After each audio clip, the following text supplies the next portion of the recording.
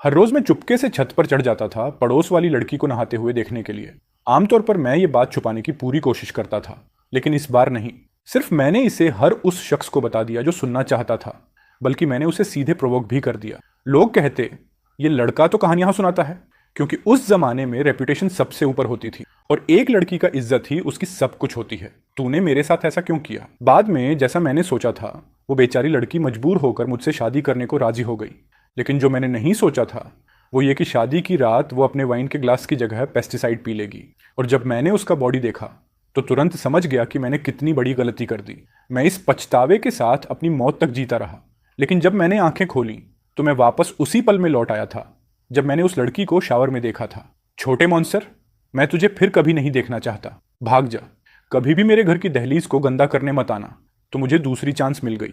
मैं वापस उसी मोमेंट पर आ गया था जब मैंने वो गलती की थी। लकीली अभी बहुत लेट नहीं हुआ है।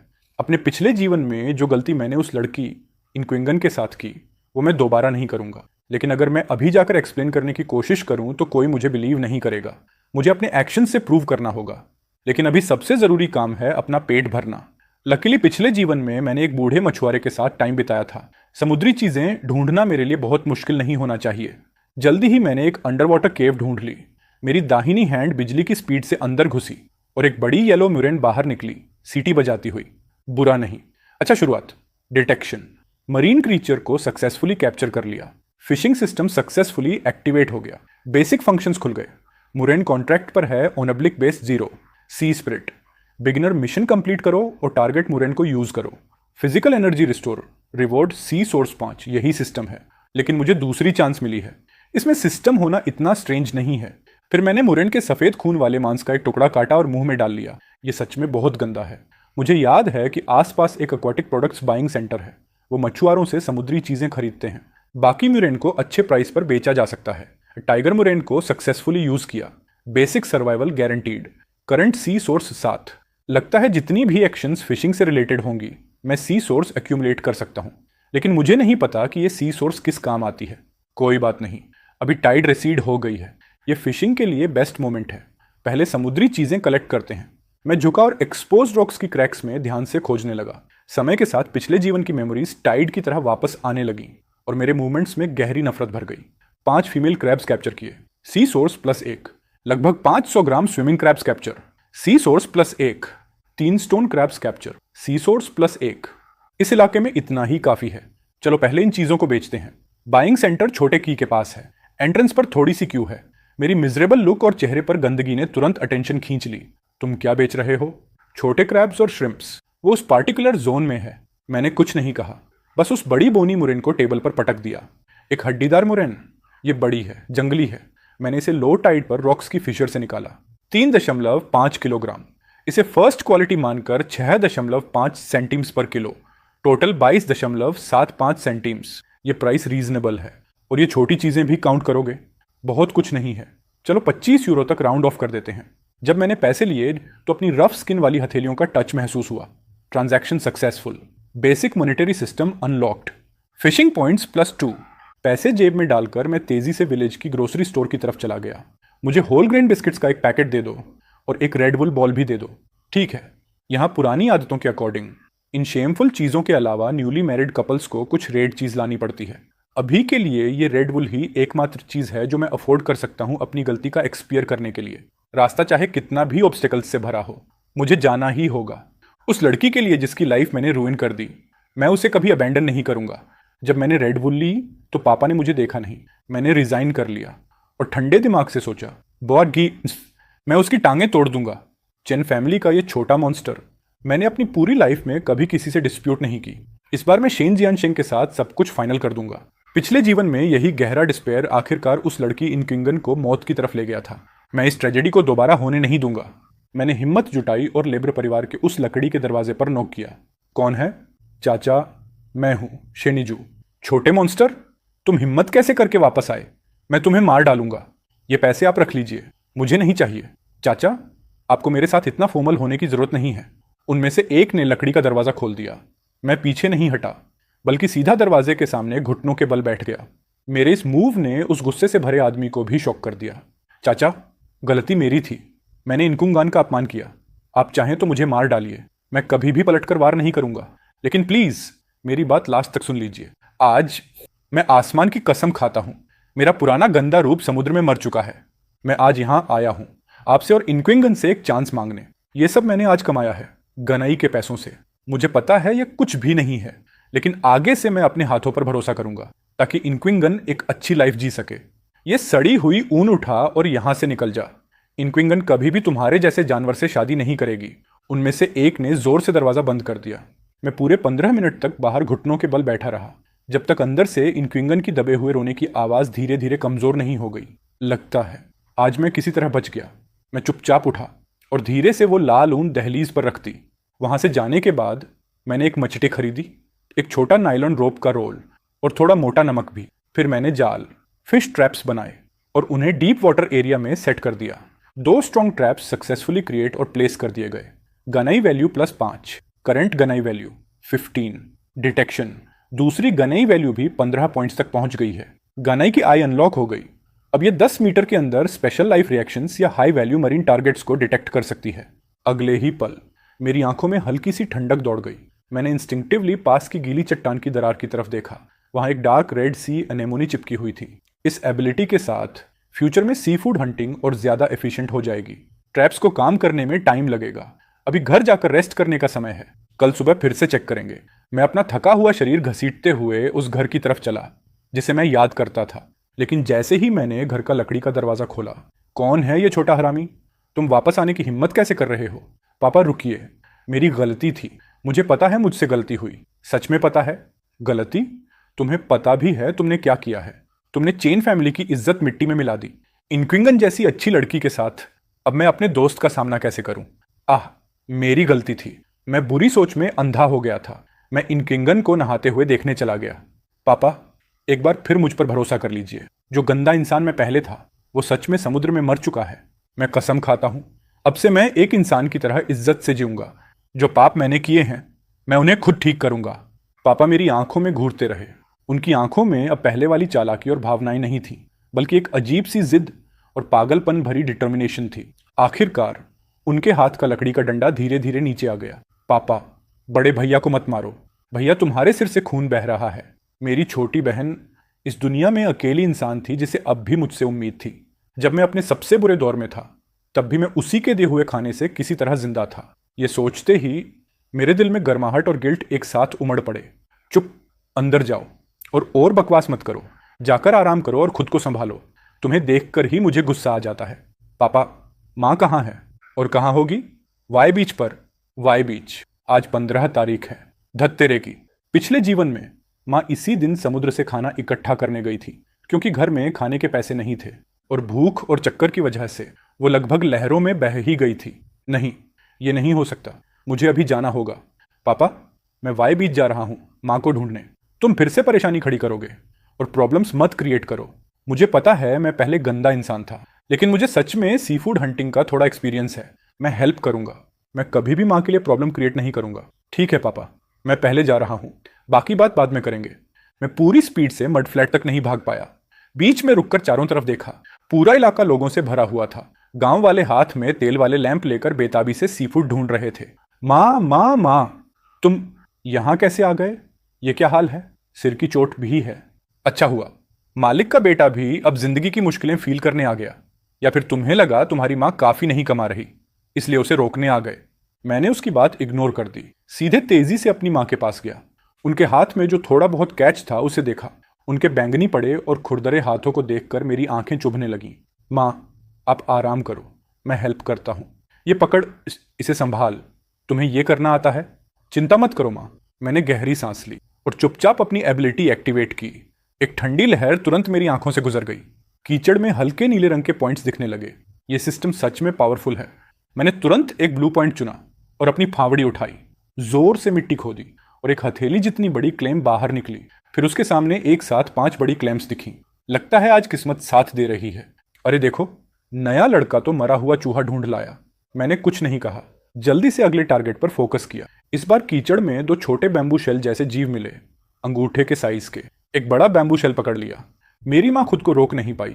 हल्की सी खुशी की आवाज निकल गई। उसकी आंखों में चमक साफ दिख रही थी। मैं चुप रहा, लेकिन मेरे हाथ पहले से तेज चल रहे थे। सिर्फ आधे घंटे में मेरी पीठ पर लटका टूटा हुआ टोकरी तेजी से भरने लगा। तुम इतना अच्छा कैसे कर रहे हो? माँ, मैंने कहा था ना, अब मैं मेहनत करूंगा। क्या हो गया इसे? पहले तो ये बिल्कुल बेकार था, लोटाइड की सीवीड से भी बेकार। लगता है आज तुम्हारी किस्मत अच्छी है। वांग स्विंग ने मेरी भरी हुई टोकरी देखी, फिर अपनी खाली टोकरी। उसका दिल जल गया और वो मेरे पीछे पीछे आने लगी ताकि उसे भी कुछ अच्छा मिल जाए। अनजाने में मैं मड फ्लैट के दूसरे हिस्से में पहुंच गया। जैसे ही मैं अगला ब्लू पॉइंट खोदने वाला था, अरे अरे, ये कौन आ गया? चेन फैमिली का मशहूर निकम्मा, दिन भर चोरी और बेकार हरकतें करता है, और अब यहां आ गया। क्या हुआ? इनकिंगन को नहाते हुए देखना कम पड़ गया क्या? अब और लड़कियां ढूंढ रहा है?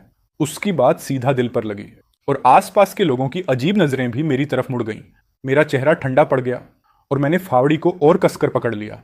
मैंने अपने पिछले जीवन में इससे भी ज्यादा बुरा देखा है। इस औरत से बहस करना बेकार है। मैं तुमसे बात कर रही हूं, बहरे हो क्या? जब उसने देखा कि मैं उसे इग्नोर कर रहा हूं तो वो खुद मेरे पास आकर खोदने लगी। तुरंत गुस्से में चिल्लाई, यहां से हट, मैं पहले आई थी। ये मेरी जगह है, ये पब्लिक जगह नहीं है, मेरी टेरिटरी है। तुम जैसे गुंडे यहां खोदने के लायक नहीं हो, जल्दी निकल। क्या पब्लिक? मेरी नजर में ये मेरी जगह है। तुम्हारे बाप चिन जियान शेंग भी बेकार इंसान हैं। उन्होंने तुम्हारे जैसे निकम्मे को पाला। बड़े लोग निकम्मे, छोटे कुछ सीखते नहीं। तुम्हारी माँ बदकिस्मत है जो तुम्हें जन्म दिया। पूरी चेन फैमिली बेकार है, बस तुम्हारी माँ बची है जो तुम जैसे लोगों को पाल रही है। पूरी फैमिली बेकार और नाकारा है, फिर भी बाहर आकर इज्जत खराब करने की हिम्मत रखते हो। ये सुनकर मेरे माथे की नसें फूल गईं। मेरी आंखों में गुस्सा फटने वाला था। मैं अब और सहन नहीं कर पा रहा था। मैं उस औरत पर फावड़ी मारने ही वाला था। तभी, ओए गंदी औरत, किसकी फैमिली को गाली दे रही है? मैं तेरी ये गंदी जुबान फाड़ दूंगी। तेरा खुद का पति निकम्मा है, समुद्र में जाता है और खाली हाथ वापस आता है, इसलिए तू यहां आकर नाटक करती है। हमारी चेन फैमिली चाहे जैसी भी हो, मेरा छोटा भाई चाहे जैसा भी हो, मेरी माँ एक ईमानदार और मेहनती फिशर है। तू जैसी बदतमीज औरत हमें आदेश देने वाली कौन होती है? तेरा पति बेकार है, इसलिए तू पागल कुत्ते की तरह सबको काटती फिरती है ना वांग शुइंग? वांग शुइंग की बोलने की स्पीड बहुत तेज थी। उसकी आवाज तेज, तीखी और सीधी दिल में चुभने वाली थी। हर एक वर्ड ऐसे लग रहा था जैसे चाकू सीधा उस जगह घुस रहा हो जहां सबसे ज्यादा दर्द होता है। तुम क्या? और तुम पीछे पीछे घूमने वाले फॉलोअर, तुम पूरा दिन अपनी बहन के पीछे अपनी जुबान घुमाते रहते हो। भूल गए कि तुमने खुद शेडी काम किए थे और एक बार घर में बंद भी हो गए थे। क्या ये सब मैं यहीं इस बीच पर सबके सामने बोल दूं? दो बेहया बहनें जिनमें खुद कोई शर्म नहीं, और यहां आकर दूसरों को जज कर रही हो। बस बहुत हो गया। सुन लो तुम सब निकम्मो, जिनकी वजह से पूरी फैमिली की इज्जत जाती है। तुम्हें अभी तक शर्म नहीं आई? पागल कुत्तों की तरह चिल्ला क्यों रहे हो? घर जाओ, जीरो आईक्यू वाली टोली। अगर तुमने चेन फैमिली को दोबारा इंसल्ट किया, मैं तुम्हारा मुंह फाड़ दूंगा। और तुम भी, मेरे यंग अंकल, उन्होंने तुम्हारे सिर पर शिट फेंक दी और तुमने पलटकर एक वर्ड भी नहीं बोला। आज तुम्हारी किस्मत अच्छी है, जल्दी से खोदो, खोदो और जल्दी घर जाओ। ये कहने के बाद उसने कोई एक्स्ट्रा ड्रामा नहीं किया। वो बस मेरे पीछे खड़ी रही। उसकी नजरें ऐसे घूम रही थीं जैसे सर्च लाइट, हर जगह को ध्यान से देख रही हो जहां मैं खोद रहा था। पिछले जन्म में मैं सोचता था कि मेरी भाभी बस लालची और पैसों की भूखी है। कभी इमेजिन नहीं किया था कि उसका एक और साइड भी है, एक ऐसा साइड जहां वो अंदर से एक्चुअली अच्छी इंसान है, चाहे उसका पर्पस मुझे बचाना न भी हो। लेकिन फिर भी एक इंसान जो अपनी फैमिली के लिए सामने खड़ा होता है, वो सच में इंप्रेसिव है। मैंने सिर हिलाया, सोचना बंद किया और फिर से फावड़ा उठाकर उस नीली चमक वाली डायरेक्शन में खोदना शुरू कर दिया। एक डल सा थंक साउंड आया, जैसे फावड़ा किसी हार्ड चीज से टकराया हो। मैंने धीरे से मिट्टी हटाई। मिट्टी के बीचों बीच एक बड़ा सा सॉलिड ऑब्जेक्ट दिखने लगा, लगभग वॉश बेसिन जितना बड़ा। ये क्या है? इतनी बड़ी स्टोन? मेरा दिल जोर जोर से धड़कने लगा। मैं झुककर मिट्टी हटाने लगा। जैसे ही ऊपर की गंदगी हटनी शुरू हुई, एक शॉक्ड आवाज फटी। ये एक बेनिटियर था। हे भगवान, इतना बड़ा बेनिटियर! सालों से इतना बड़ा नहीं देखा। बेनिटियर, ओह माय गॉड! वांग शुइन ने इंस्टिंक्टिवली हाथ बढ़ाया, लेकिन मैं उससे तेज था। मैंने उस कीमती ट्रेजर को अपनी बाहों में कस लिया। डिस्कवर एक जायंट बेनिथिए, प्रोटेक्टेड मरीन स्पीशीज, लपेश हमारे सीरीज में +20, करंट सीरीज में +40। लक, ये सब तुम लोगों की वजह से है भाइयों। माँ, चलो घर चलते हैं, घर चलते हैं, घर चलते हैं। ये चीज मिल गई? अनबिलीवेबल। अगर मुझे एक भी मिल जाए तो मुझे अपने बेटे की स्कूल फीस की टेंशन कभी नहीं होगी।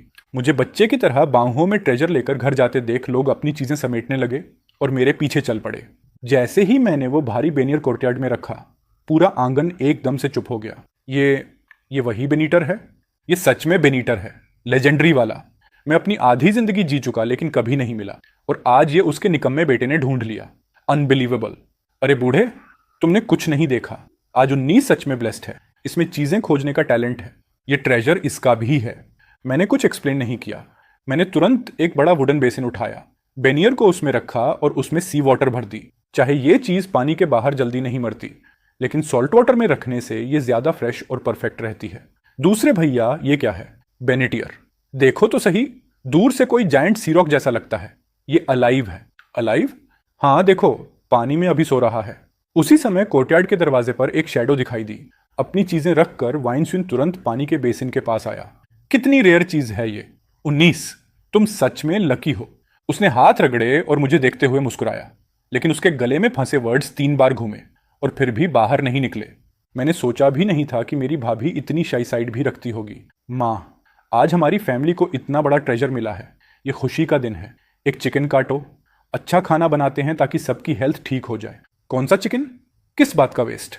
पापा आप देखिए, मेरे सिर की चोट अभी पूरी तरह ठीक नहीं हुई। और क्या हमें इसे सेलिब्रेट नहीं करना चाहिए, ताकि माँ और शाओ भी थोड़ा फैटी खाना टेस्ट कर सकें? शाओ ने जैसे ही चिकन की विंग्स देखी, उसकी आंखें तुरंत चमक उठीं। उसने चुपचाप अपनी लार निगली, लेकिन बोलने की हिम्मत नहीं हुई। ठीक है, सबसे बड़ा रेड रूस्टर ले लो, वही जो सबसे ज्यादा खाना चुराता है और अंडे देना पसंद नहीं करता। आज उसी को पकाएंगे। माँ, आप आराम करो, आज मैं सब संभाल लूंगा। बहुत जल्दी एक गर्म गर्म सी फूड चिकन सूप का बड़ा बर्तन टेबल पर रखा गया। खाने का टाइम है। कितनी अच्छी खुशबू आ रही है। दूसरे भैया, माँ कितनी अच्छी खुशबू है, मैं खाना चाहता हूँ। रुको, अपनी हालत देखो कैसे दिख रहे हो। तुम पूरे गंदे हो। जाओ हाथ धोकर आओ। अगर ठीक से हाथ नहीं धोए तो तुम्हें कुछ भी खाने को नहीं मिलेगा। सुइन, तुमने पूरी शाम मेहनत की है। आओ हमारे साथ थोड़ा खाओ। ठीक है, धन्यवाद माँ। चैन यानचंप भी खुशबू से अट्रैक्ट होकर वापस आया और उसने सूप की एक बड़ी घूंट ली। अच्छा है, बहुत अच्छा है। चाचा की कुकिंग माँ से 100 गुना बेहतर है। क्या इतना बढ़ा चढ़ाकर बोलना जरूरी है? यह खाना एक सटल और वार्म एटमॉस्फेयर में हुआ। तुम इस शेल बेनेटियर के साथ क्या करने वाले हो? कल मैं तुम्हारे साथ शहर की अक्वाको स्टेशन जाऊंगा। यह बहुत भारी है, मैं तुम्हारी मदद करूंगा इसे उठाने में। अपने बड़े भाई की ऑकवर्ड केयर को देखकर मेरा दिल गर्म हो गया और मैंने धीरे से सिर हिलाया। ठीक है भैया, कल के लिए धन्यवाद। बाहर चांदनी पानी की तरह फैली हुई थी। पानी के बासिन में रखा शेल अभी भी शांत था, लेकिन इस खाने ने चेन फैमिली में कुछ चीजें बदल दी थी। अगले दिन सुबह सुबह मैं जल्दी उठ गया। मैं धीरे धीरे घर से बाहर निकला और सीधे अपने बड़े भाई चिनानचंट के घर के छोटे कोर्टयार्ड में गया। चलो भैया, ये बहुत भारी है। दोंगचा शहर तक 6 या 7 ली डिस्टेंस है। अगर ये धूप में सूख गया तो इसकी वैल्यू कम हो जाएगी।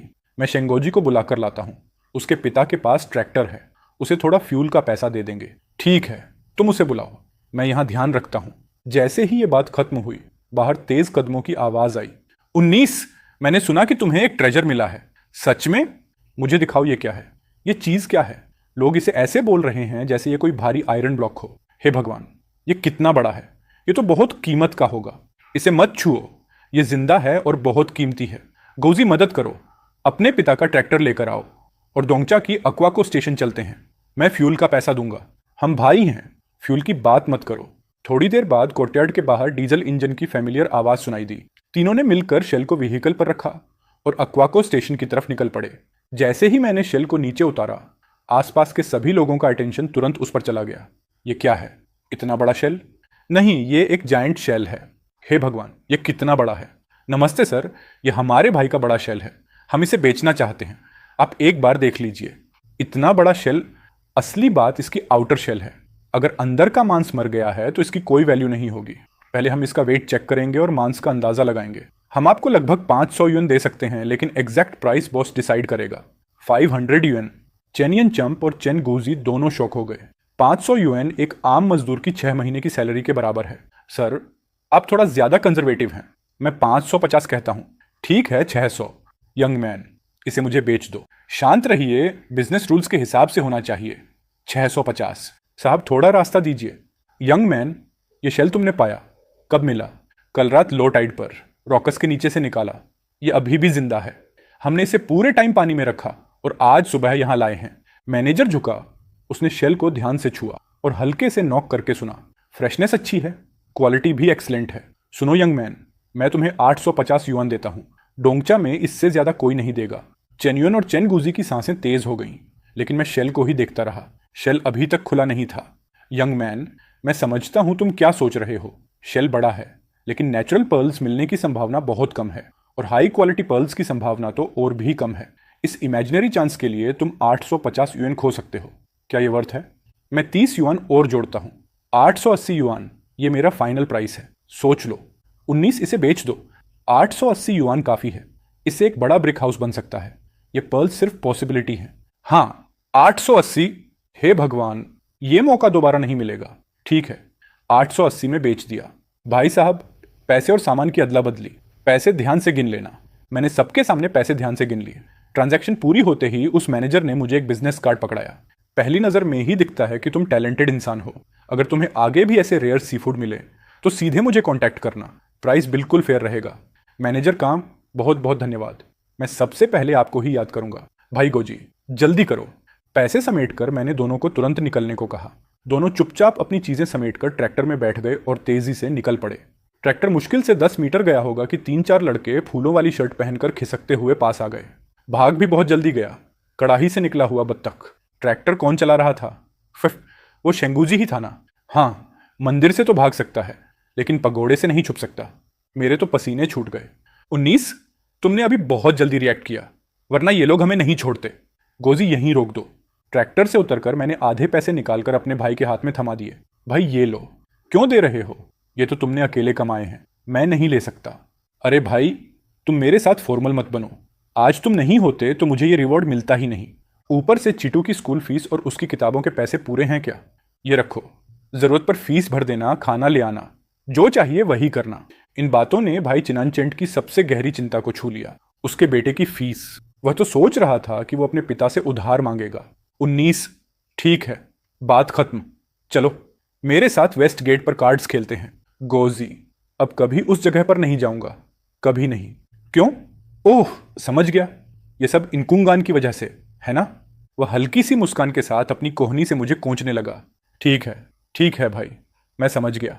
एक बदमाश भी सुधर सकता है। देखो, ये मैटर जितनी जल्दी हो सके सुलझा देना। शेन गोजी भले ही थोड़ा आवारा था, लेकिन बुरा इंसान नहीं था। पिछले जीवन में भले मैं कितना भी गरीब रहा, उसने मुझे कभी नीचा नहीं दिखाया। चलो अब जाओ, तुम्हारे पिता इंतजार कर रहे होंगे। ठीक है, पर तुम मेरी शादी में पीने जरूर आना। जब उसकी ट्रैक्टर गांव की सड़क में पूरी तरह गुम हो गई, मैंने कहा, भाई तुम घर जाओ, मैं स्टेट कोऑपरेटिव से किंगन के घर के लिए कुछ चीजें ले आऊंगा। हाँ, किंगन के यहाँ तुम्हें जाना ही चाहिए। तुमने गलती की है तो तुम्हें मुंह दिखाना पड़ेगा। वो बच्चा गुस्सैल है पर अनरीजनेबल नहीं है। अगर वो आज भी गुस्से में है, चाहे तुम्हें 2 थप्पड़ भी पड़े, तुम सह लेना। समझ गए? हाँ भाई, चिंता मत करो। थोड़ी देर में मैं लिंगिया पहुंच जाऊंगा, सुअर का मांस और मिठाई लेकर। जैसे ही मैं आंगन में दाखिल हुआ, मैंने इन क्विंगन को देखा। वह शांत बैठा ध्यान से मछली पकड़ने का जाल सी रहा था। धूप पत्तों से छनकर उस पर पड़ रही थी। उसकी पतली सी परछाई जमीन पर फैल रही थी। उसका ध्यान और उसकी नरमी, इन दोनों में एक खतरनाक और खूबसूरत सा एहसास था। मेरा दिल एक पल के लिए थम गया। पिछले जीवन में मैंने तुम्हारी जिंदगी तबाह कर दी। मैं सच में तुम्हारा गुनहगार हूं। आज बस ऐसे शांति से तुम्हें देख पाना भी अच्छा लगता है। मैंने गहरी सांस ली और धीरे धीरे उसके पास गया। कुछ कदम दूर ही था कि वह चौंक कर पीछे हटा। इनक्विंगन, तुम यहां कैसे? मेरे पिता, वो घर पर नहीं है। उसकी आंखों में डर और शक दोनों थे। इनक्विंगन, डर मत, मैं बस तुमसे मिलने आया हूं। कल जो हुआ वो मेरी गलती थी, मैं माफी मांगने आया हूं। ये वही बड़ा शंख है जो मैंने आज बेचा। मैंने तुम्हारे और तुम्हारे परिवार के लिए मांस खरीदा है। मुझे, तुम उस खजाने के पैसे से मेरे लिए मांस खरीद कर दिखाना चाहते हो कि तुम अमीर हो? नहीं, मैं जानता हूं मैं पहले कितना खराब था। मुझे पता है मैं तुम्हारे लायक नहीं हूं, लेकिन मैं सच्चा हूं। मैं तुम्हारे साथ अच्छा होना चाहता हूं। सच्चा? हमारा तो कोई रिश्ता ही नहीं है। मैं तुम्हारी रिस्पॉन्सिबिलिटी नहीं हूं। उसकी ये बात बर्फ की बाल्टी की तरह थी। मेरी सारी उम्मीद एक झटके में बुझ गई। हवा भारी हो गई, माहौल एकदम ऑकवर्ड और शांत। तभी धड़ाम, आंगन का दरवाजा किसी ने जोर की लात मारकर खोल दिया। अरे छोटे हरामी, तू मेरे घर दोबारा आने की हिम्मत कैसे कर लिया? कल क्या बोला था मैंने? मैं तेरी टांगें तोड़ दूंगा। पिता, वो छोटा हरामी नहीं है। चुप, मैं मार डालूंगा इसको। मेरी रीढ़ में सिहरन दौड़ गई। उसके हाथ में पकड़ा औजार मेरे सिर के पास से निकलकर जमीन में धंस गया। मैं चारों पंजों पर गिरा और जान बचाकर भागा। रुक जा हरामखोर, युचोंग, भाग मत। उनमें से एक दरवाजे तक पीछा करता हुआ आया। दरवाजे के फ्रेम का सहारा लेकर वो जोर से चिल्लाया, अगर दोबारा आने की हिम्मत की तो तेरी टांगें तोड़ दूंगा, तुझे समंदर में फेंक दूंगा, मछलियों का खाना बना दूंगा। पापा, ये मछली काफी एक्सपेंसिव है और माँ ने बहुत समय से मांस नहीं खाया है, इसे उस लड़के की कॉम्पेंसेशन मान लो। लेकिन वो तुमसे शादी करना चाहता है, ये कभी नहीं होगा। चाहे मैं भूखा मर जाऊं, मैं अपनी बेटी की शादी उस जैसे आवारा इंसान से कभी नहीं करूंगा। पड़ोसी के घर से भागने के बाद मैं वापस अपने कोर्टयार्ड में आ गया। डब्ल्यू एक्सविन आंगन में कपड़े सुखा रही थी। 19 वापस आ गया। मैंने सुना तुम्हारे भाई ने क्या कहा, वो बड़ा शेल 800 युएन से ज्यादा में बिका। तुम सच में काबिल हो। तुम हमेशा अपने भाई के बारे में सोचते हो। शो की स्कूल फीस अब पूरी हो जाएगी। ये सब तुम्हारी वजह से है। भाभी, इतना फॉर्मल मत बनो। वैसे चिटू कहाँ है? वो उत्तर वाली जंगल में केकड़े पकड़ने गया है। उत्तर वाला जंगल वो जगह समंदर के पास है। वहां मंगे ग्रोव फॉरेस्ट है। वहां सच में बड़े बड़े क्रैब मिलते हैं। ठीक है, मैं भी जाकर देखता हूं। ये कहकर मैं मुड़ा और अपने घर में घुस गया। पापा, माँ, ये कपड़े बेचने के पैसे हैं। माँ, ये पैसे अभी रख लो। जब तुम्हारी शादी होगी हम तुम्हारे लिए नया घर बनाएंगे। ठीक है पापा। माँ, मैं उत्तर वाले जंगल जा रहा हूँ चीतों को देखने, और साथ में क्रैब भी पकड़ लाऊंगा। शाओ, चलो अपने दूसरे भाई के साथ केकड़े पकड़ने चलते हैं। जल्दी ही मुझे शितो जंगल के किनारे मिल गया। वो छोटा सा लड़का पानी के गड्ढे के पास लेटा हुआ था। पेड़ की जड़ के नीचे वाले होल में हाथ डालने की कोशिश कर रहा था। उसका चेहरा पूरी मेहनत से लाल हो गया था। चिटू, दूसरे चाचा, आप यहाँ क्या कर रहे हो? यहाँ के क्रैब बहुत चालाक होते हैं, पकड़ना मुश्किल है। मैंने कॉन्फिडेंस के साथ मुस्कुराया। मैंने क्वाइटली अपनी समुद्री आंख CI एक्टिवेट कर दी। नीले हल्के हल्के पॉइंट्स दिखने लगे। मैंने तुरंत एक ग्लोइंग पॉइंट लॉक कर लिया। पहले मैंने आयरन स्क्यूअर की नोक से सड़े हुए पत्तों और मिट्टी को धीरे धीरे हटाया। फिर मैंने धीरे से उस होल के अंदर स्केवर डाला और लेफ्ट राइट सॉफ्टली प्रोब किया। अचानक मैंने रिस्ट से जोर लगाया और एक चीज जोर से बाहर खींच ली। एक क्रैब, इतना बड़ा क्रैब। दूसरे चाचा, आप तो कमाल हो। तुम लोग इन्हें संभालो, मैं और पकड़ कर लाता हूं। सिर्फ आधे घंटे में मैंने कई ब्लू क्रब्स पकड़ लिए। फिर मैं सबसे ब्राइट जगह की तरफ गया। वहीं प्रोसेस रिपीट किया और जल्दी ही एक और बड़ा क्रैब मिल गया। इस बार जो बाहर आया वो पहले वाले सभी क्रैब से काफी बड़ा था। जैसे ही वो बाहर निकला, उसने अपने बड़े बड़े पंजे उठाए और अटैक करने की कोशिश की। मैंने सही टाइमिंग पर उसके क्लॉ के सिर को दबाया और तुरंत उसकी शेल पर कंट्रोल कर लिया। फिर मैंने अपनी तैयार की हुई रस्सी निकाली और उसके दोनों बड़े पंजों को अलग अलग बांध दिया। वाह, इतना बड़ा क्रैब! दूसरे भाई, तुम तो कमाल हो। दूसरे चाचा, आपको कैसे पता चलता है कि यहां क्रैब है और वो इतना बड़ा है? ज्यादा ऑब्जर्व करो और सोचो। चलो अब इन्हें बेचने चलते हैं। Blue crab successfully capture, sea hunting family +1। Blue crab king successfully capture, sea hunting family +5। Current sea hunting value 62। कुछ ही देर में हम एक्वाटिक प्रोडक्ट्स बाइंग स्टेशन पहुंच गए। ये लड़का फिर आ गया। सुना है कल इसने बड़ा ट्रेजर निकाला और शहर में हाई प्राइस पर बेच दिया। हमें दिखाया भी नहीं ताकि हम भी फायदा ले लेते।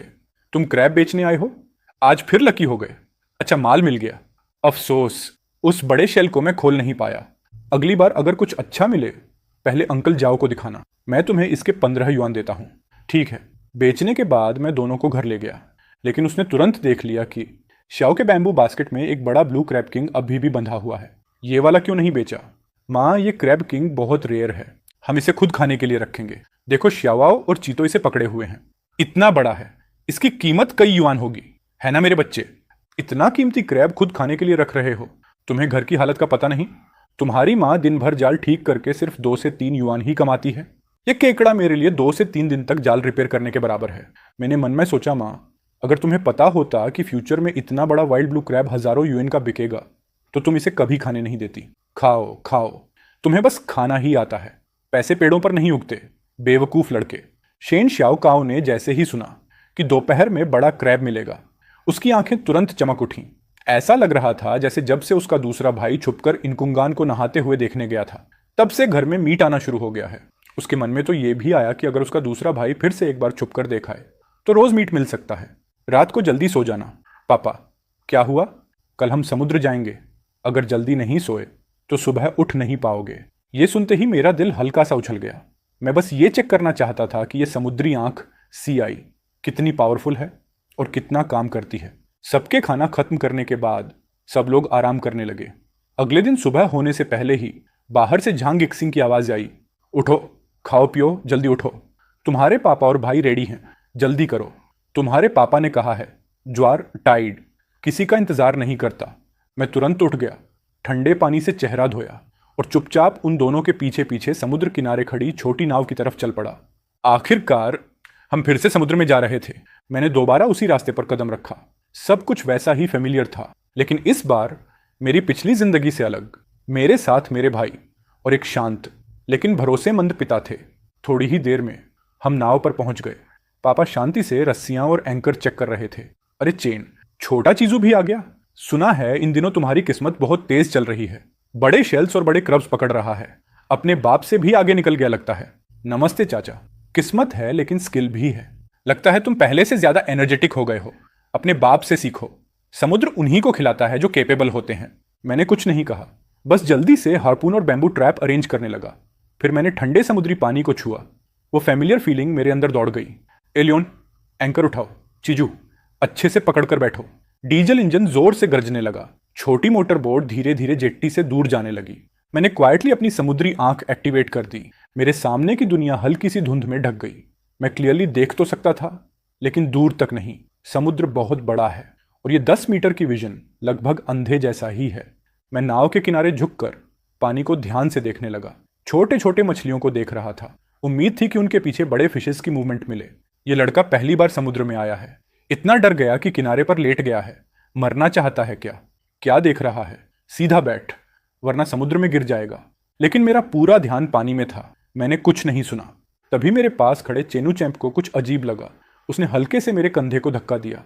चीजू। मैं अचानक चौंक गया और बैलेंस बिगड़ गया और सीधे ठंडे पानी में गिर पड़ा। चीजू, बोट रोक। शेंचेंट बिना एक सेकंड सोचे पानी में कूद गया और तुरंत मेरा हाथ पकड़ लिया। शेन डोंग शेंग भी नाव के किनारे झुक गया और हाथ बढ़ाया। दोनों ने मिलकर मुझे ऊपर खींच लिया। मैं खांसते हुए पानी बाहर निकाल रहा था। बेकार लड़के, तू कुछ काम का नहीं है। नाव के किनारे झुककर मरना चाहता है क्या? पापा की डांट सुनकर इस बार मैंने अनएक्सपेक्टेड रिएक्शन दिया। मैंने अचानक सिर उठाया। मेरी आंखें चमक रही थीं। पापा, भैया, एक बहुत बड़ा तजर फिश का झुंड है। मैंने अभी पानी में देखा। हमारी नाव से कुछ दूरी पर है। तुमने सही देखा? क्या उनका शरीर लंबा और चपटा होता है जैसे ब्लेड, और ऊपर नीला काला ऑयली लेयर, और बहुत फास्ट तैरते हैं? हाँ, बिल्कुल वही। नीला काला, बहुत तेज, और छोटे सिल्वर फिशेस का पीछा कर रहे थे। जब मैं गिरा तब मैं उनके बहुत पास था। साफ देखा मैंने। ठीक है, हम तुम पर भरोसा करते हैं। ये बोलते ही पापा ने डीजल इंजन को जोर से स्टार्ट किया। एक्सेलरेटर पूरा दबा दिया।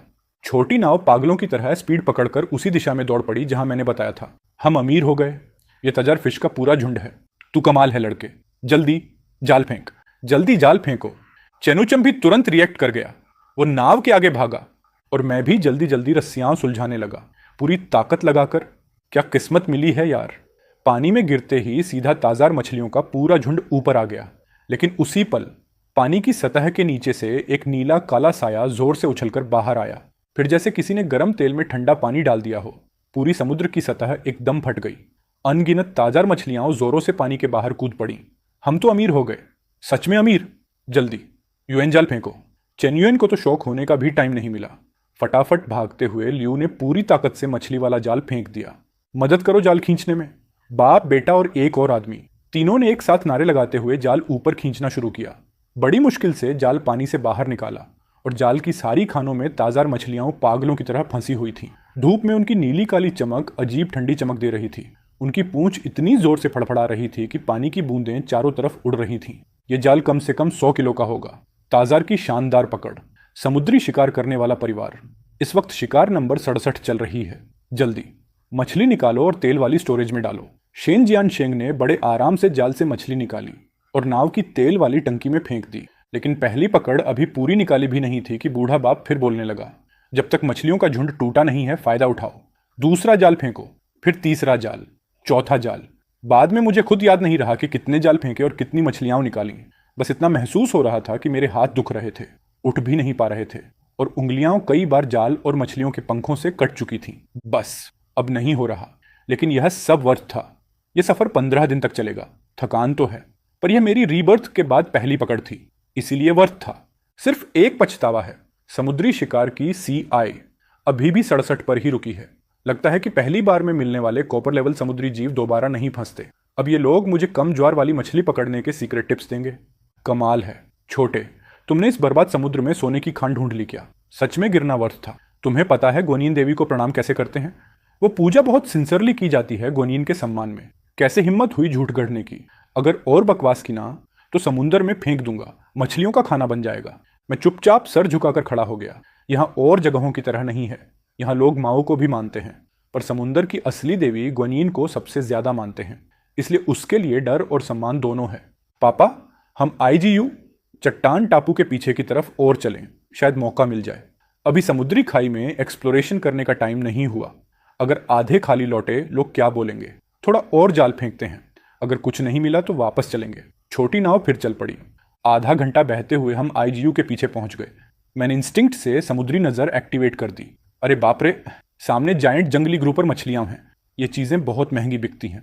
अफसोस, वहां वर्लपूल और अंडर वाटर करंट्स हैं, नाव पास नहीं जा सकती। उसी समय पास की एक छोटी लकड़ी की नाव धीरे धीरे हमारी तरफ आ रही थी। ओए बूढ़े घुटने, तुम्हारी स्टोरेज में कुछ है या नहीं? कुछ खास नहीं, बस कुछ ताजार के जाल फेंके थे। ठीक है, मैंने चिल्लाया, लेकिन मेरी नजर अपने ही स्टोरेज पर जाकर अटक गई और वो नजर हट ही नहीं रही। अरे बूढ़े, तुम्हारी स्टोरेज तो लगभग भर चुकी है। तू तो अमीर हो गया। क्या अमीर? अरे ये मछली कोई महंगी थोड़ी है, बस मात्रा ज्यादा है। मात्रा भी पैसा होती है। इस बार तो कई दिनों की कमाई एक साथ बन गई। कहां मिली ये? किस्मत ज्यादा है तुम्हारी। और तुम कुछ पकड़ा क्या? मत पूछो। कई जाल फेंके पर सिर्फ छोटी मोटी चीजें मिली। छोटी झींगा तक नहीं मिली कि तेल का पैसा निकल जाए। जगह अच्छी लगती है पर मछली खींचती नहीं। बूढ़े घुटने, ये मछलियां बिल्कुल कहां पकड़ी? प्लीज सीक्रेट बता दो। रास्ते में बस 3-4 लीग आगे मिल गई, सही मोमेंट पर। मछलियों का झुंड पानी में ऐसे भाग दौड़ कर रहा था जैसे उबलते पानी में कूदते हुए मोमो। आज सुबह मैं वहीं से आया हूं, फिर मुझे कुछ क्यों नहीं दिखा? थैंक यू बहुत बहुत बूढ़े घुटने। मैं भी अपनी किस्मत ट्राई करता हूं, मिलता हूं बाद में। ये बोलकर उसने भी इंजन फुल स्पीड में डाल दिया और बूढ़े घुटने ने जिस डायरेक्शन में इशारा किया था वहीं निकल गया। चलो पानी चेक करते हैं, चलो चलते हैं। वहां बस कुछ छोटे छोटे बिखरे हुए स्क्विड थे और नतीजा भी वही निकला। बूढ़े घुटने ने लंबी सांस ली और छोटे मछलियों को वापस समुद्र में फेंक दिया। ठीक उसी समय समुद्री हवा का स्वाद अचानक बदल गया, ठंडी नमी के साथ। बूढ़े घुटने ने आसमान की तरफ देखा और नोटिस किया कि एक बड़ा काला बादल धीरे धीरे ईस्ट से आ रहा है। मौसम बदलने वाला है, लगता है बड़ा तूफान आने वाला है। जल्दी करो, जाल समेटो और ऊपर गांव चलो, उसने कड़क आवाज में कहा। वो तेजी से और फुर्ती के साथ जाल समेटने लगा और मैं बस घूर रहा था गहरे काले समुंदर को। लगता था जैसे नीचे कुछ हल्का चमक रहा हो। बहुत दूर था, साफ नहीं दिखा। ऐसे ही चले जाना, थोड़ी तकलीफ देह बात है। पापा, मुझे नीचे जाकर देख लेने दो। बचपन से तुम लोगों के साथ हो, आज तो देखने दो कि समुंदर का नीचे वाला हिस्सा कैसा होता है। पागल हो गए हो? आसमान गिरने वाला है, लहरें उठ रही हैं। मरना है क्या बदमाश? पापा, बस एक झलक मारकर ऊपर आ जाऊंगा। आपने भूल गए क्या? आज सुबह भी मुझे मछलियों का झुंड नहीं दिखा था। मैं भी देखूं ना। अगर आपको चिंता है तो भाई को साथ भेज दो। इस लड़के की किस्मत ठीक रहती है। 10 से 15 मिनट पॉसिबल है और यह ANCH भी साथ है तो दिक्कत नहीं होगी।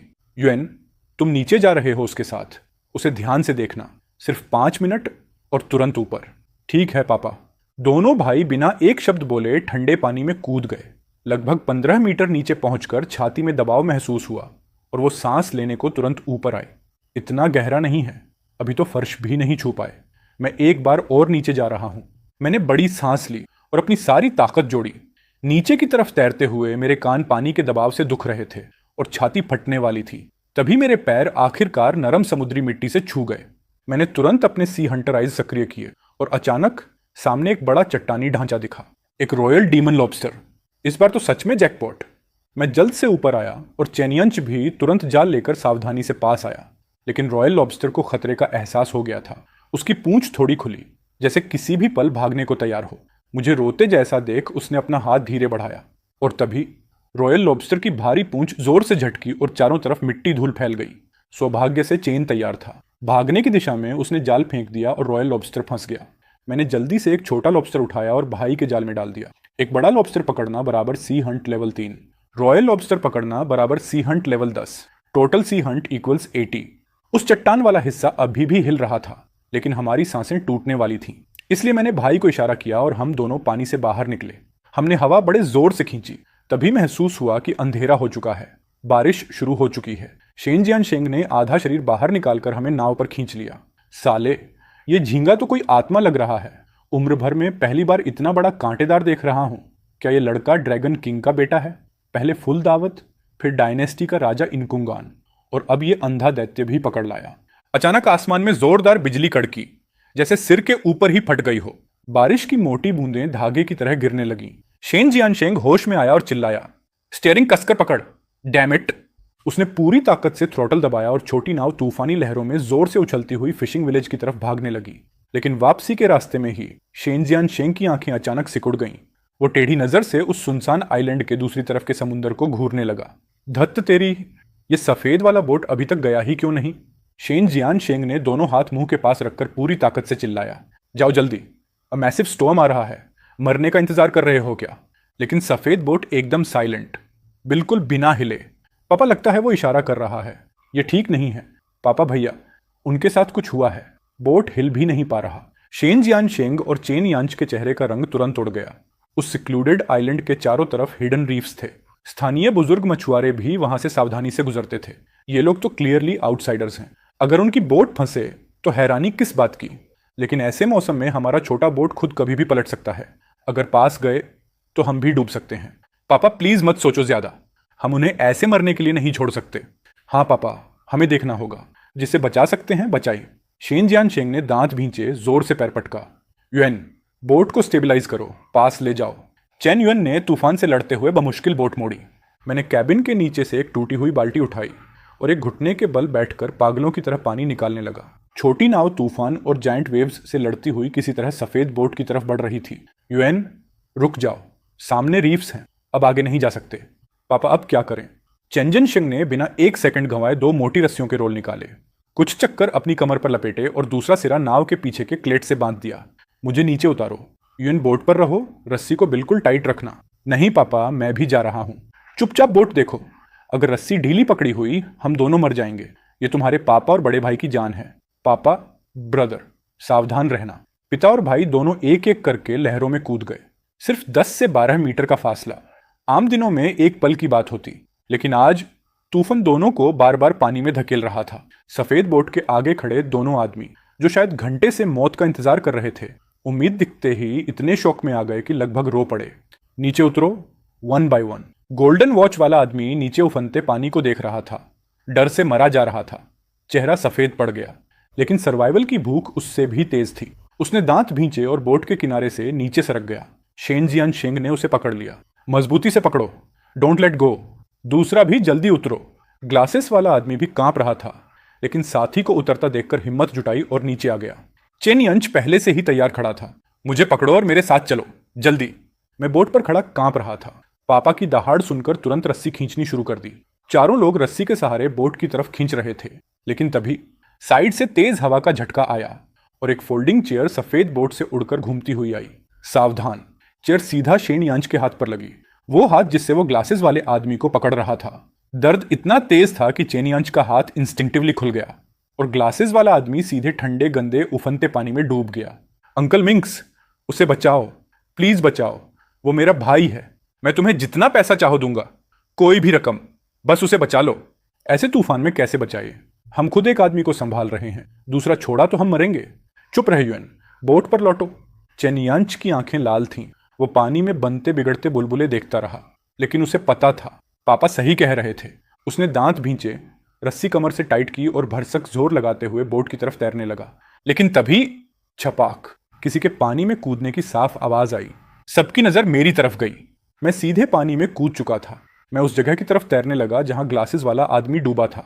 नालायक, वापस आ, वापस आ।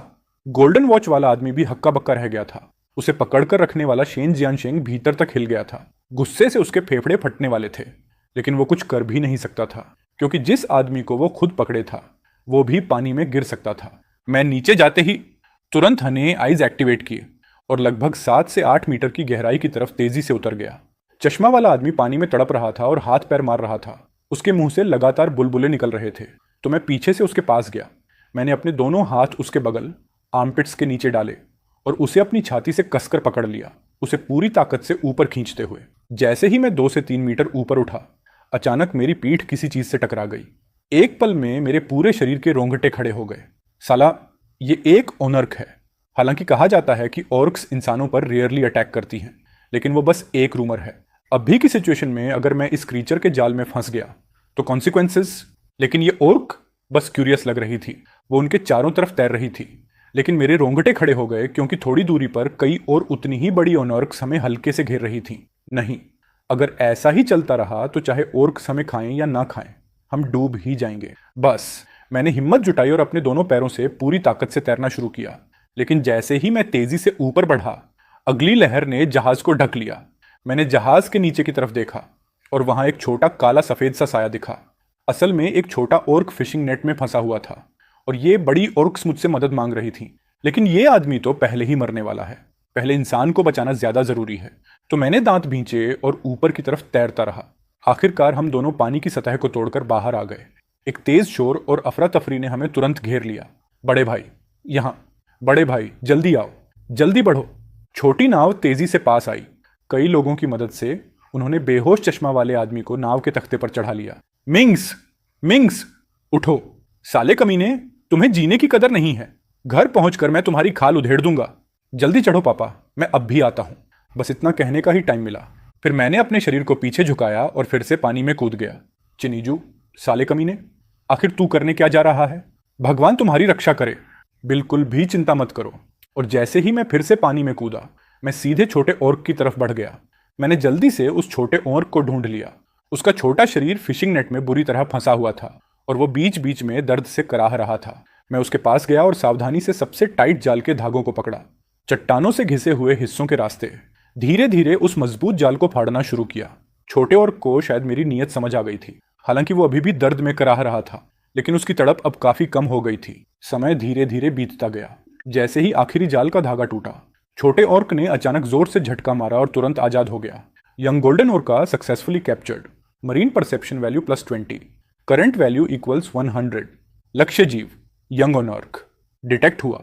तुम्हारे प्रति बहुत हाई लेवल की दोस्ती। तुम एक पैक्ट बनाने की कोशिश कर सकते हो। सक्सेस रेट बढ़ चुका है। इस पैक्ट के लिए 100 सी सेंस पॉइंट्स खर्च होंगे। क्या तुम पैक्ट बनाना चाहते हो? क्या ओर्क के साथ पैक्ट भी कर सकते हैं? तो फिर इंतजार किस बात का? कंफर्म किया गया। 100 एब्जल पॉइंट्स इस्तेमाल हो गए। पैक्ट सफलतापूर्वक बन चुका है। जैसे ही वो सिस्टम वॉइस धीरे धीरे गायब हुई, एक नीली आभा अचानक छोटे ओर्क के शरीर पर फैल गई। एक पल के लिए मुझे लगा जैसे मेरे और उसके बीच कोई हल्का सा कनेक्शन बन गया है। कॉन्ट्रैक्ट सफल हो गया। Baby orca has established a primary mental link with you. हो गया। मेरे दिल से एक बड़ा बोझ उतर गया। लेकिन तभी मेरी आंखों के सामने चिंगारियां सी उड़ने लगी। मेरी चेतना धीरे धीरे खत्म होने लगी। मुझे ऊपर जाना है, मुझे ऊपर जाना है। मैंने अपनी आखिरी ताकत लगाई। मेरे पैरों ने जोर से पानी को मारा और मैं पूरी ताकत से ऊपर की तरफ तैरने लगा। लेकिन पानी बहुत ज्यादा गंदा था। मेरा डायरेक्शन सेंस कब का खो चुका था। मुझे लग रहा था कि मैं सतह से और दूर जा रहा हूँ। चारों तरफ अंधेरा बढ़ता जा रहा था। मैं अभी अभी तो फिर से जन्म लिया था। मैं तो अभी अभी ठीक होना शुरू हुआ था और अब फिर से इस समुद्र की गहराई में डूबकर मरने वाला हूँ। यार, मैं शायद इस दुनिया का सबसे बदनसीब रिबॉर्न इंसान हूँ। जैसे जैसे मेरी होशियारी धुंधली होती जा रही थी, तभी अचानक एक जोरदार ताकत ने मेरे डूबते शरीर को कसकर पकड़ लिया। वो छोटा ORC था। उसने अपनी बड़ी और मजबूत सिर से मुझे ऊपर की तरफ धकेलना शुरू किया। जैसे ही ठंडा समुद्री पानी फटकर खुला और हम सरफेस पर आए, मैं खुद को रोक नहीं पाया और हवा को पागलों की तरह खींचकर सांस लेने लगा। सच में ये छोटा ओर्क ना होता तो शायद इस बार मैं पूरी तरह नीचे चला ही गया होता। हमारा बोट कहाँ है? क्या उन्होंने मुझे छोड़ दिया? नजर दौड़ाई तो चारों तरफ सिर्फ काला आसमान और समुद्री अंधेरा दिखाई दे रहा था। बहुत देर तलाशने के बाद लगभग 100 मीटर दूर मुझे एक छोटा सा काला धब्बा हिलता डुलता दिखा, जो तेज हवा और लहरों में बुरी तरह झूल रहा था। पापा, भैया। उसी समय शेन जियन शेंग और उसका बेटा शेन युआनचेन बोट के आगे की तरफ लेटे हुए थे। उसी जगह को घूर रहे थे जहां मैं गायब हुआ था। अचानक गोल्ड वॉच वाला आदमी जैसे कुछ सुनकर ठंडे ढंग से सिर उठाता है। वहां कोई हाथ हिला रहा है। यह सुनते ही शेन जियन शेंग तुरंत उधर देखता है। बारिश की धुंध में उसे बस एक हल्का सा हाथ दिखाई देता है जो तेजी से हिल रहा था। वो शीजू है। लायन और चांट ने तुरंत बोट मोड़ दी और छोटा बोट तेजी से मेरी तरफ बढ़ने लगा। शेनजियन शिंग और चेन युएनचन ने बहुत मेहनत करके मुझे बोट पर खींच लिया। भगवान का शुक्र है कि मेरा बूढ़ा बाप और बड़ा भाई थे, वरना आज तो मेरा गेम ओवर पक्का था। साले कमीने, आदमी को बचाया था या अपने आप को मारने नीचे कूद गए थे? पता है मुझे कितना डर लगा। बाबा, मैं तो टाइगर स्प्रिट को बचाने गया था। मैं मरने कहाँ गया था? मैंने पूरी जिंदगी में पहली बार ORC देखा है। डरना मत, ये यहाँ किसी को चोट नहीं पहुंचाते, बस गुजर रहे होंगे। और ये छोटा वाकई काफी स्मार्ट है। ठीक है, जल्दी से बोट चालू करो। अगर ये वापस आ गए तो दिक्कत होगी। उसी समय यानचेन पोर्ट के करीब स्टेशन पर वांग गुइंग समुद्र की धुंधली सतह को घूर रही थी। उसके हाथ अनजाने में घिस रहे थे और शेन श्याओ उसकी बगल में खड़ा था, उसकी पैंट को कसकर पकड़े हुए। उसके छोटे चेहरे पर सिर्फ डर और बेचैनी थी। गिंग, परेशान मत हो, तुम्हारा आदमी सालों से समुद्र पर जाता है। कौन सा तूफान नहीं देखा उसने? शायद बस थोड़ी देर हुई है। आखिर हुआ क्या है? इतना बड़ा तूफान, अगर सोना भी समुद्र में गिर रहा हो, बाकी सारे बोट वापस आ जाते, पर सिर्फ हमारा बोट नहीं आया। हे वर्जिन मेरी, कृपया पिता पुत्र दोनों को सुरक्षित रखना। माँ, डर मत, पापा और भाई दोनों जल्द वापस आएंगे। माँ, मुझे विश्वास है। उसी समय एक दुबली पतली काली परछाई फटा पुराना प्लास्टिक पहनकर तेजी से दौड़ती हुई आई। भाभी गुइंग, भाभी गुइंग, क्या तुमने जियान शेंग और बाकी लोगों को देखा? हाँ, मैंने देखा। मेरा बोट थोड़ा देर से आया। मैं उत्तरी तरफ के अकेले पड़े आइलैंड की तरफ से आया। मुझे तो ऐसा लगा कि मैंने जेनशेंग का बोट देखा था। तो वो कैसे थे? वापस क्यों नहीं आए अभी तक? उस टाइम एक सफेद बोट आइलैंड के पीछे फंसा हुआ था, बिल्कुल हिल नहीं पा रहा था, और जियान शेंग का बोट उस तरफ बढ़ता दिखा। मतलब जियान शेंग और बाकी लोग उस सफेद बोट पर फंसे लोगों को बचाने गए। हाँ, मुझे ऐसा ही लगा। वो बोट तो बिल्कुल फंसा था। जिनशेंग का स्वभाव तुम जानती हो, कुछ गलत दिखे तो छोड़ता नहीं। ये सुनते ही वांग गुइंग की आंखें काली पड़ गईं। उसका शरीर कांप गया और वो लगभग गिर ही गई। एक औरत ने तुरंत पकड़कर संभाला। भाभी गुइंग, ठीक हो? बोलो ना, ठीक हो? वांगिंग ने बस हाथ हिलाया। होंठ कांप रहे थे, लेकिन उसका गला आवाज नहीं निकाल पा रहा था। इतना बड़ा तूफान, ये छोटा बोट कभी भी टूट सकता है। ऊपर से दूसरों को बचाने जाना, ये तो खुद की जान खतरे में डालना है। अगर हमारे परिवार के साथ कुछ हो गया तो हम क्या करेंगे? गोइंग, खुद को मत डराओ। जियान शेंग कुछ नहीं होगा। उसने शायद लोगों को बचा भी लिया होगा और अब वापस ही आ रहा होगा। हाँ, ऊपर वाला है, वो उन्हें सुरक्षित रखेगा। लेकिन तभी एक तिरछी खूसट आवाज आई। कौन कह सकता है? पिछले साल हुतुओ भी तूफान में लोगों को बचाने गया था, और क्या हुआ? किसी को बचाया नहीं, खुद ही मर गया। पूरा परिवार उसी पर निर्भर था खाने पीने के लिए। उसके बिना सब बर्बाद हो गए। अगर तुम्हें नहीं पता क्या बोलना है तो चुप रहो। क्या मैंने कुछ गलत कहा है? सबने अपनी आंखों से देखा है। उस बेवा और उस अनाथ की जिंदगी कितनी मुश्किल है। लॉन्गमेई, तुम, GNSHNG और बाकी लोग लोगों को बचाने गए हैं। ये एक नेक काम है, एक मेरिटोरियस गुड डीड। तुम यहां ऐसी हिम्मत तोड़ने वाली बातें क्यों कर रही हो? कौन है ये? ओह, तुम हो कौन? क्या बात है, अभी से अपने होने वाले पति के परिवार का बचाव कर रही हो? तुम्हारी अब भी शादी भी नहीं हुई। चैन परिवार तो तुम्हें अपनी बहू तक नहीं मानता। ये तो अभी देखना बाकी है। बकवास बंद करो। मुझे बर्दाश्त नहीं होता कि तुम यहां इतनी बेदिल बातें कर रही हो। अंकल GN और उसका बेटा अपनी जान जोखिम में डालकर लोगों को बचा रहे हैं, और तुम यहां उन्हें कोस रही हो। तुम्हारा दिल क्या कुत्ते ने खा लिया है? मैंने उन्हें कोसा? मैं तो सच बोल रही हूं। लूटू इसका एग्जाम्पल नहीं है क्या?